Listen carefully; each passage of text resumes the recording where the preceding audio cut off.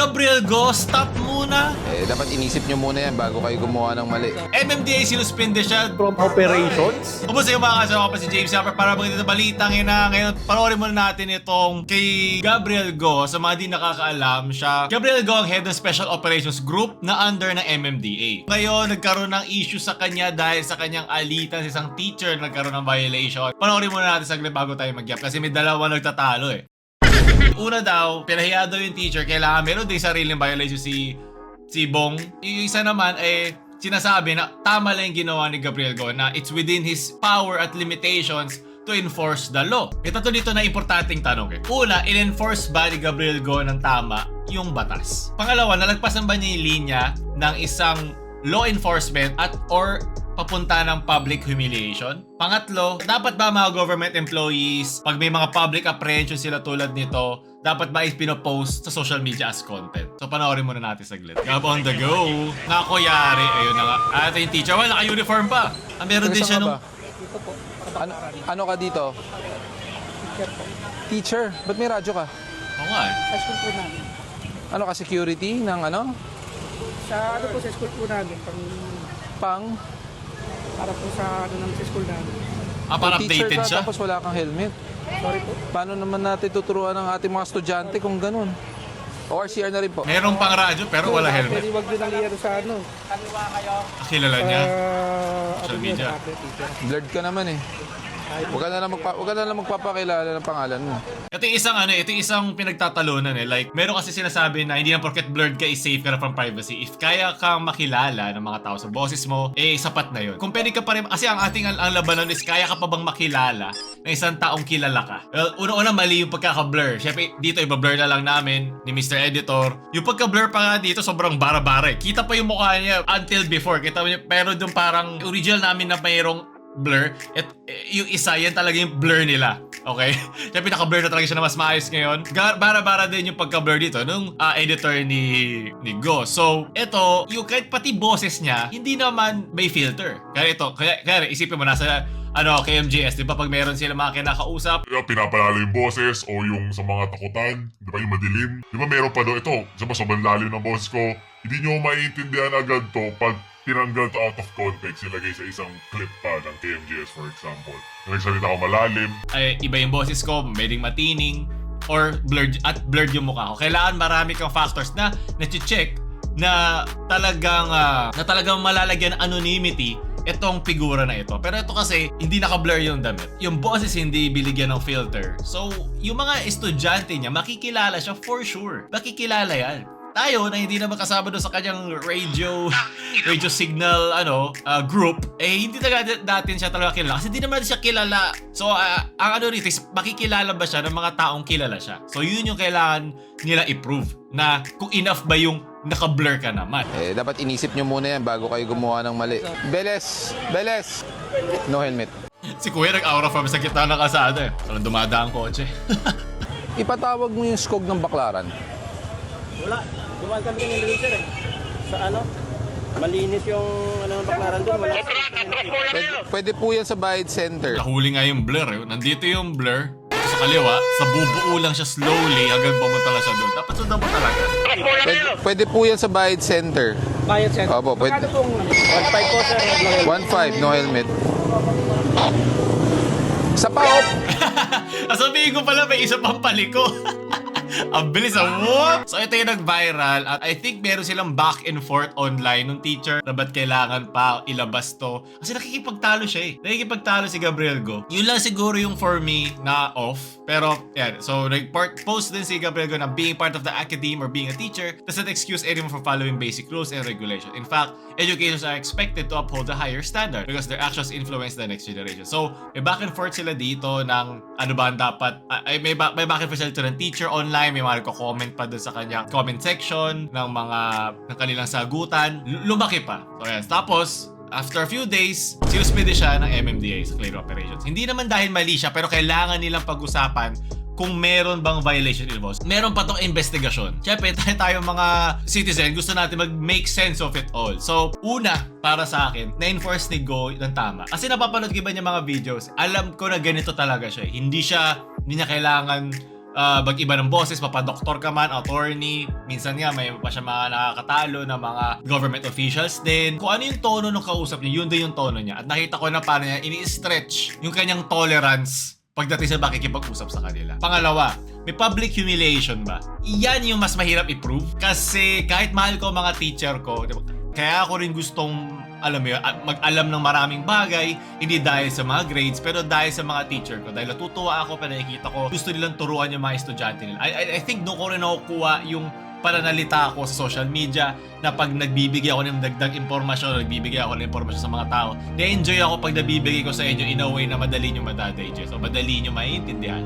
Malalo pa mayroong mga komplikado, mga terminology or mga bagay-bagay. Kasi hindi naman ako attorney, hindi naman ako doktor. So, gusto ko sa mga karamihan, mas may enjoy nila in a way na, okay, ganito pala matuto. Nakaka-enjoy pala, hindi para lang ma-memorize ko lang or kahit ano lang. So, meron akong magandang history sa mga teacher ko growing up. Dahil sa kanila, ginusto ko talaga matuto ng mga bagay-bagay in general at hindi matapos sa silid-aralan at hindi matapos sa at hindi matapos sa 4 na pader na silid-aralan ang knowledge, ang learning at ang pag self-improve. limang pader, sa Pentagon pala yung kwarto. Yun yung kailangan nila paglaban. Meron bang public humiliation involved? Ako, hindi, para sa akin sa mga nakikita kay Gabriel Go, walang public humiliation eh. Public humiliation, mabigat siya na word. Pinaluhod ba siya? Pinagbumumura ba siya? Pinagdududuro ba siya? Yun yung kailangan may paglaban. Pangalawa, siguro in-between ng pangalawang tanong na yun, yung public humiliation. Yung privacy ba niya ay nabantayan at naalagaan? Para sa akin, doon sila pwedeng madali. Kasi yung blurring, ewan ko, malala. Hindi ko alam kung may mga, may mga lawyer ba dyan or mga sa privacy or na rights ng tao. Alam ko kasi hindi enough yung blur lang. Okay, hindi siya enough. Pero depende kung anong klaseng batas o violation, circumnavigate tayo sa wording ng MMDA. So kung may violation ba involved, pag kaya pa rin ma-substantiate o ma-verify yung tao na to. Itong taong mismo, itong teacher na ito. Kasi kung binlur siya, na-blur ba siya ng maayos, nakita ko pa yung mukha niya. Yung boses ba is enough para sa mga ganon? Kaya pupunta na tayo doon sa pangatlo, which is nagta-tie in doon sa second one. Dapat ba mga government employee ay nagpa-publish ng kanilang trabaho, kanilang mga public apprehension na lang sa social media? Kasi nakikita din natin ito sa iba pa mga government officials eh. Diba dati may mga live si Isko, 'di ba? Meron pa mga iba pa mga apprehension, meron nga mga langaw sa paligid ng mga to eh. Nila Gabriel Go na nire-record yan, kasi pa-upload sa YouTube eh, 'di ba? Tapos magkakaroon sila ng views doon eh. Libreng content kumbaga. So, either way, tama ba 'yun? Nasa tama ba sila? Kasi essentially ginagawa naman nila yung trabaho nila. So ito lang yung proof nila sa public na ginagawa nilang tama yung trabaho nila. At also, way din ito para makita mismo ng tao kung paano may pag-usap yung mga officials na nandoon na nagbibigay ng public apprehension, kung tama ba, kung bastos ba o hindi. Kasi parang double-edged sword yan eh. Yes, ma-upload niya ng dire-diretso para mapakita niya na ginagawa yung trabaho niya, pero pwede rin bumalik sa kanya yun. At yun din ata yung nagkaroon siya ng backlash pagdating doon sa teacher. Ako siguro, doon sa pangatlo, yung dapat ba sila mag-post, feeling ko dapat may separate body. Ewan ko lang moving forward lang. Kasi ako iniisip ko, kung ito ay team ni Gabriel Go, pwede niya ipa-cut out yung ibang parts ng kanyang, hindi ko sinasabing ginagawa niya, pero kasi gets ba, magiging, kung hindi siya gagawa nito, iba pang public official, dapat may isa pang third party na, hindi ko lang kung dapat private or dapat government, dapat private na para siyang news na sila yung nakasunod sa mga to. Kung gusto nila ng gano'n, kung gusto nila na-publish sa social media yung ginagawa nila mga public apprehension. Kasi ako na-enjoy ko eh. Na-enjoy ko pa nakikita ko si Gabriel Go, nakakita ako ng mga violator na tinatry, alam mo yun, may pag-Dempsey roll, iwasan sa mga violation. Sabi, May papabalik na ako siya. Meron ako pamilya. Meron ako kayo. Kung ano pa. lahat ng mga klase ng iwas sa gagawin nila para lang maiwasan yung violation. Natutuwa ako.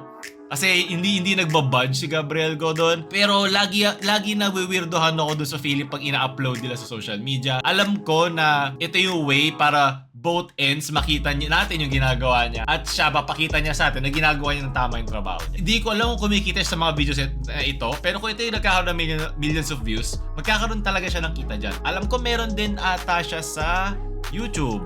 Hindi ganun kalakas ang views sa YouTube eh, no? Compared sa FB. Pero pwede na. Hindi naman siya nothing. Ano ba ito thumbnail style na to? Hindi ba to AI? Okay, either way, I think kailangan investigasyonan to ng MMDA, hindi lang sa kanyang ginawa right now, pero sa lahat na magpo-post ng public apprehension moving forward. Kasi magkakaroon lang ulit ng ganito eh. Kung wala mang batas o law na nadidisregard o human rights na nadidisregard dahil sa mga itong klaseng public apprehension, dapat maging mas strict sila. Baka moving forward, baka pag blur hindi enough, kailangan pati boses, pati yung kanyang suot, or baka may strict guidelines na pag dumaan na to lahat dito, na checklist sa lahat ng blur, ng voice change, mayroon pa isa magtitingin na para lawyer siguro na pwedeng tignan, sa kanila pwede i-upload. Pero dapat lahat no?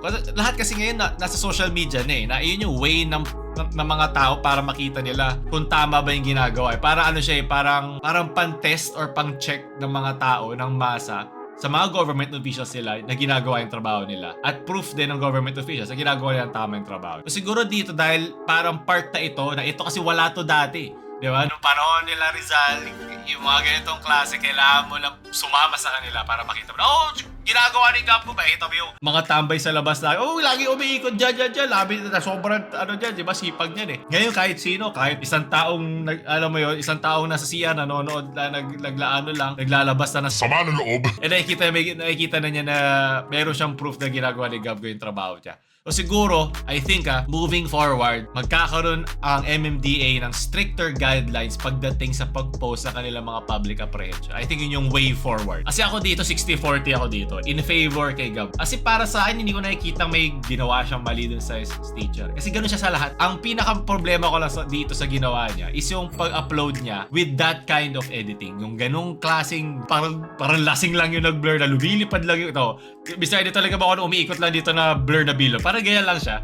Parang okay, nilagyan, make sure, di ba, hindi na make sure na sobrang blurred siya throughout. Yung voice changing dapat na bago. Yun lang. So, in favor ako kay Gab Go dito, pero 60-40 dahil sa kanyang pag-e-edit at yung pag-aalaga lang doon sa privacy ng tao. I doubt, di ako ganun ka-sure kung enough na ang blurring. Alam ko hindi eh. Pagkakaalala ko sa YouTube, alam ko hindi siya enough. Kailangan marami pang dagdag pa doon. Especially pag nagsasalita siya. At nakikita mo kung ano yung mga suot niya, malalaman niya kung saan lugar.